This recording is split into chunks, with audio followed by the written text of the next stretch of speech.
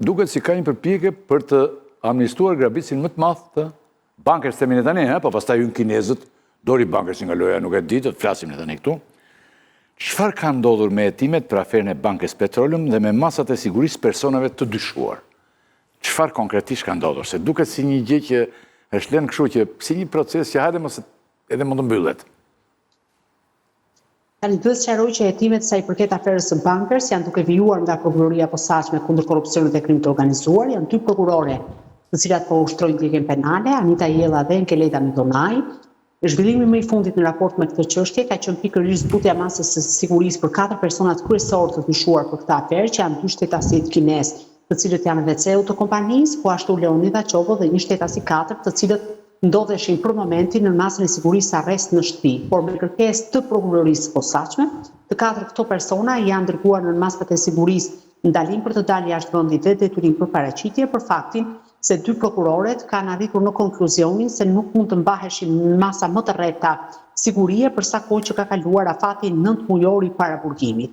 Duhet kemi parasysh që prokuroria e posaçme mori këtë dosje diku në verën e vitit që ne lam pas, më herët e kishte patur prokuroria e Firit, e cila shpalli mos kompetencën në lidhje me këtë çështje dhe e përcolli në SPAK. SPAK është duke hetuar në 2 drejtime, sa i përket një grupi të strukturuar kriminal që vepronte brenda bankers, dhe po ashtu është duke hetuar rolin e zyrtarëve të lartë. Do të kemi parasysh që gjatë kësaj kohe 2 prokuroret kanë marrë të pandehur disa persona, por vetëm për një fraksion ose për një aspekt të kësaj dosje penale që ka të bëjë pikërisht me marrjen e disa pronave nga shteti, pra blerjen e tyre dhe dhënien me qira të lartë Bankers Petroleum. Në mesin e të pandehurve është Leonida Qobo, ndërkohë që personat e tjerë janë zyrtar apo zyrtar të Ministrisë së Financave. Por ky aspekt i dosjes nuk ka lidhje me tërësinë e aferës Bankers. Duhet kemi parasysh që në kuadër të këtyre hetimeve, kohët e fundit, pra muajt e fundit, janë dërguar disa letër porosie në drejtim të vendeve të ndryshme të Bashkimit Evropian, atje ku mendohet që janë transferuar parat, dhe po ashtu ka edhe disa kompani të cilat kanë operuar jashtë vendit.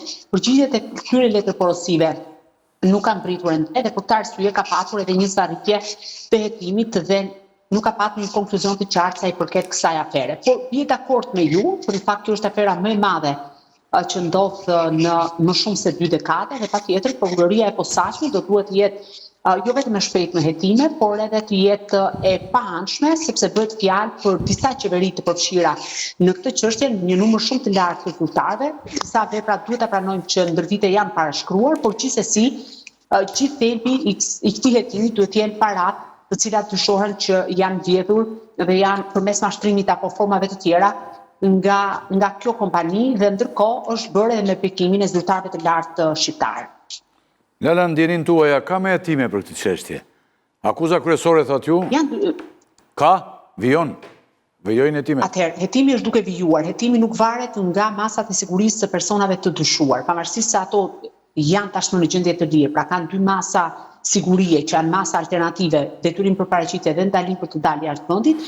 Në thelb hetimi është duke vijuar dhe sikur se thash më lart, janë duke u pritur përgjigjet e disa letër porosive, po ashtu ka dhe një akt ekspertimi që po kryhet në raport me dëmin e shkaktuar dhe një sër veprimesh të tjera hetimore. Po pavarësisht kësaj, prokuroria e posaçme mendoi se duhet ketë një fokus dhe një vëmendje të shtuar në raport me këtë çështje, sepse është në grupin atyre rasteve që përbën interes të lartë publik, për faktin se nga hetimet e deri tanishme rezulton se në më shumë se 20 vite kjo kompani përmes mashtrimit nuk ka paguar asnjë taks në buxhetin e shtetit dhe mendohet që ka fituar deri në miliarda euro.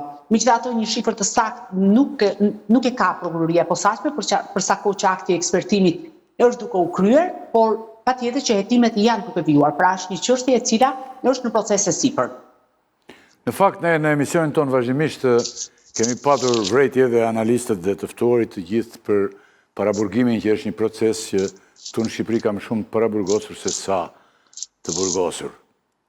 Po ndoshta të gjithë ata që janë burg mund të jeni jashtë edhe këta që kanë vjedhur, kanë rrëmbyer miliarda në mënyrën më të çuditshme, po dhe ata, pjesë të qeverive të gjitha, çuditërisht.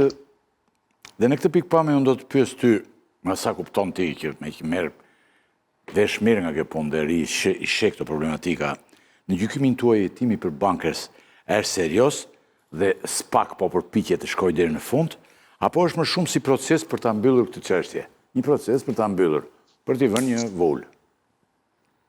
Tani ju e dini zotë Rakipi që unë kanë qenë kritike sa i përket prokurorisë posaçme lidhje me aferën e inceneratorëve.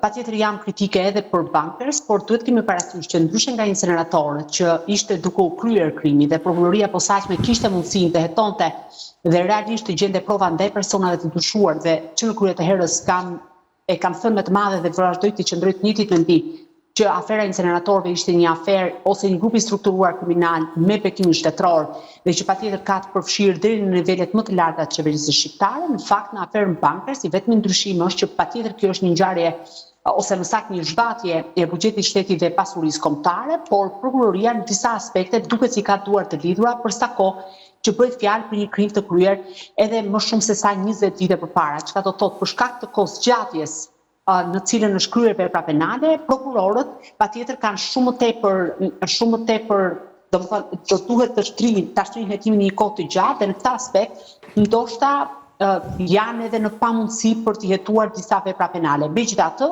vazhdoj të qëndroj mendimit që prokurorët e posaçëm do duhet që këtë çështje ta kenë prioritet dhe do duhet ndoshta të bëhet edhe një grup më i madh i hetimit, jo vetëm nga 2 prokurorë që kanë edhe ngarkesa të tjera, por të jetë një grup 3 apo 4 prokurorë të cilët mund të shkojnë deri në fund të kësaj afere korruptive dhe të identifikojnë të gjithë zyrtarët e lartë të cilët janë përfshirë në këtë çështje. Nuk kam ende një dhënë për të thënë që po favorizohet apo po tentohet të mbyllet kjo histori, sepse do të isha jo e qartë edhe jo korrekte në raport me institucionin e prokurorisë posaçme. Megjithatë, jam duke pritur edhe unë si çdo gazetar apo si çdo qytetar për të parë fatin e kësaj dosje, që në fakt është dyshohet të jetë djetur pasuria e qytetarëve shqiptar konkretisht në toka. Në lidhje me bankersin, nëse më lejon, duhet të them që nuk ka patur asnjëherë vullnet politik për ta hetuar. Ndërkohë që sa i përket përfshirjes, mendoj që kanë qenë përfshira të gjithë qeveritë, që nga kryeministri, të gjithë ministrat dhe drejtuesit tatime dogane etj me radhë. Në lidhje me aeroportin e Vlorës, atëherë Jo, i dhe për sprapi.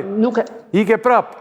Nuk di ta them, ka një problematik me konfigurimin, ndoshta është celulari im që nuk është në rregull tashmë. Atëherë në lidhje me aeroportin e Vlorës. Gjithë bota s'është në rregull, nuk e vetëm celulari tani. Gjithë bota është keqë. Vazhdo, tani jem në rregull. Atëherë, në lidhje me aeroportin e Vlorës, prokuroria e posaçme ka thirrur dhe ju ka komunikuar akuzat disa zyrtarëve të Ministrisë së Infrastrukturës dhe Energjisë për veprën penale të shkeljes së barazisë në tendera. Ky veprim i prokurorisë posaçme është kryer për faktin se bëhet fjalë për parashkrim të veprës penale dhe duke qenë se është një vepër penale e cila ka afate të përcaktuara, me qëllim që kjo vepër të mos parashkruhet, prokurorët kanë nxituar të komunikojnë atyre këtë akuzë. Çka do thotë? Nga hetimet e deritanishme rezulton se konsorciumi ose kompanitë që kanë fituar aeroportin e Vlorës rezultojnë që janë të paracaktuara